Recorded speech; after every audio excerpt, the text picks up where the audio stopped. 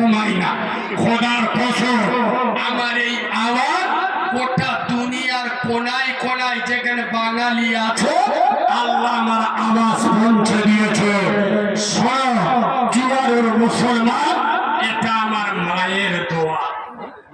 খোদার কসম আমার মা খেটুয়ায় উঠে রক্ত মাখা হাত নিয়ে মরে যাওয়ার সময় আমার জন্য দোয়া করে দিয়েছিল।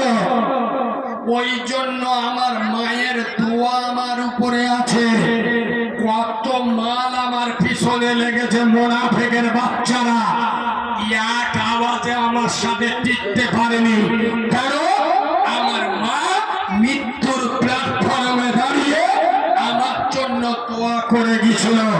আমার মায়ের দোয়ার ফসল খোদার কসম গোটা দুনিয়ার আলেমরা এসে ওয়াজ করে। ও জুয়ারের মুসলমান, কি বলবো বাবা, মার পান নিচে আল্লাহর জান্নাত। এ মানগুলো বসে এটা বলে সারা তার কেটে গেল নাকি? মার পান নিচে জান্নাত। কোনদিন বালিশে মাথা দিয়ে চিন্তা করছো যে মার পান নিচে জান্নাত থাকে? মার পান নিচে জান্নাত, তাহলে এই পান দাম আছে? যে পান নিচে জান্নাত থাকে সেই পায়ের দাম আছে না নাই? তাহলে যে মার পার দাম এত, সেই মায়ের হাতের দাম আছে না নাই? একদিন তো সমাজ প্রমাণ দেখাচ্ছি। এই কথা কোনো মৌলবী তোমাদের বলবে না। সারা পৃথিবীর নবী, রসুল, পীর, পয়গম্বর, আম্বিয়া, আলেম, উলামা সব এক জায়গায় হয়ে তোমার জন্য দোয়া করবে। আর তোমার এই জুয়ারুর গরিব মূর্খ লেখাপড়া জানে না অশিক্ষিত মা তোমার জন্য দোয়া করবে। খোদার কসম গোটা দুনিয়ার আলেম, উলামা, নবী, রসুল, পীর, পয়গম্বরের থেকে তোমার মায়ের দোয়াটা আগে কবুল হবে। তো ভিডিও করে যাচ্ছে, এটা হলো মায়ের হাতের পাওয়ার।